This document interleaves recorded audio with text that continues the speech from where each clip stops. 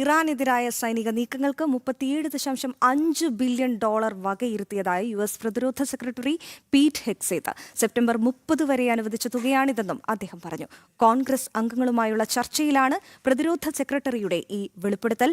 കൂടുതൽ ഫണ്ട് ലഭ്യമായില്ലെങ്കിൽ പ്രതിരോധ രംഗത്ത് ചെലവ് ചുരുക്കൽ അനിവാര്യമാകുമെന്നും പ്രതിരോധ സെക്രട്ടറി പറഞ്ഞു. ആദ്യം ആ വാക്കുകളിലേക്ക്.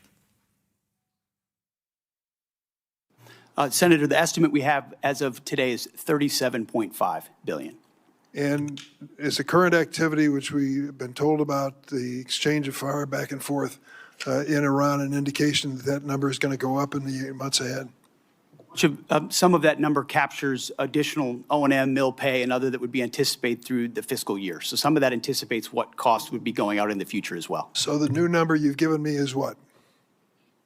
$37.5 billion. Senator. And that represents the cost of the war through what period of time?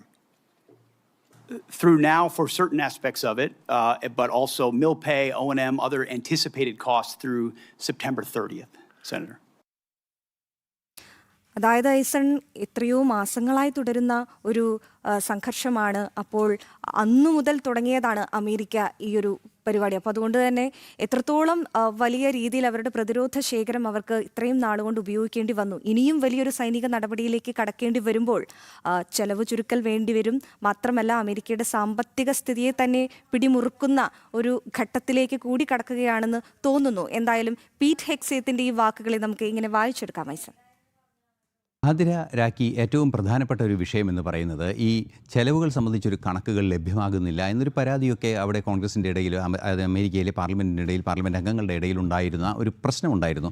ഈ പ്രശ്നത്തെ കൃത്യമായി അഭിസംബോധന ചെയ്യുക എന്നതിൻ്റെ ഭാഗമായ ഒരു ഹിയറിംഗ് നടന്ന വേളയിലാണ് ഇപ്പോൾ പീറ്റ് ഹെഗ്സേത്ത് സംസാരിച്ച വാക്കുകൾ നമ്മൾ കേട്ടത്. $37.5 ബില്യൺ സെപ്റ്റംബർ 30 വരെ ഈ ഇറാൻ യുദ്ധത്തിന് വേണ്ടി വകയിരുത്തിയിരിക്കുന്നത് എന്നാണ് അദ്ദേഹം പറഞ്ഞത്. മാത്രമല്ല, ഇത്തരത്തിൽ ഇനിയും തുക വേണ്ടിവരും. നേരത്തെ നമുക്കറിയാവുന്നതാണ്, $90 ബില്യൺ ഒക്കെ ചെലവുണ്ടാകാൻ സാധ്യതയുണ്ട് എന്ന് ട്രംപ് നിരീക്ഷിക്കുകയൊക്കെ ചെയ്തിരുന്നു. അത്തരത്തിലുള്ള ഫണ്ട് അലോക്കേറ്റ് ചെയ്യുന്നതിന് കോൺഗ്രസിൻ്റെ അനുമതി വേണമെന്ന നിലപാടൊക്കെ ആവശ്യപ്പെടുകയും ചെയ്തിരുന്നു. പക്ഷേ അത്തരം സാഹചര്യങ്ങളെല്ലാം തന്നെ നിലനിൽക്കുമ്പോഴാണ് ഇപ്പോൾ പീറ്റ് ഹെഗ്സേത്തിൻ്റെ ഈ വിശദീകരണം ഉണ്ടായിരിക്കുന്നത്.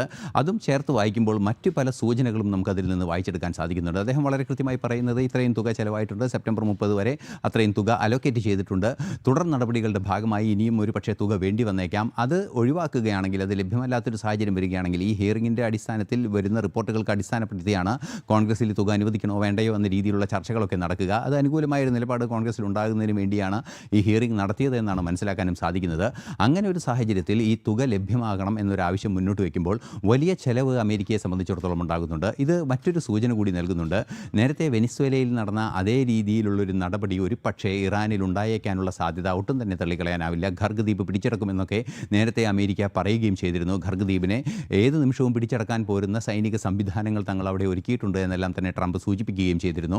ഈ ചെലവിനെ സംബന്ധിച്ചിടത്തോളം വലിയ ചെലവുകളും ആ ചെലവുകൾ കൃത്യമായും ഇറാൻ്റെ ഭാഗത്ത് നിന്ന് ഇറാനിൽ നിന്ന് തന്നെ ഈടാക്കുന്നതിനുള്ള നീക്കങ്ങളും നടന്നേക്കാമെന്ന ഒരു സൂചനയാണ് ഇതിൽ അന്താരാഷ്ട്ര നിരീക്ഷകരൊക്കെ ചൂണ്ടിക്കാണിക്കുന്നത്. അത്തരമൊരു സൂചനയും അതുപോലെ തന്നെ ഇറാൻ ഫണ്ട് പലയിടങ്ങളിലും ഇറാൻ്റെ വിദേശ പണം, അതായത് വിദേശ നാണയം പല രാജ്യങ്ങളിലും കെട്ടിക്കിടക്കുന്നുണ്ട്. ആ കിടക്കുന്ന പണം ഇറാന് തിരിച്ചു നൽകുന്നത് സംബന്ധിച്ചൊരു തർക്കമുണ്ടായിരുന്നു. അത് നിർത്തിവെച്ചിട്ടുണ്ട്. ഇപ്പോൾ അത് കൊടുത്തിട്ടില്ല.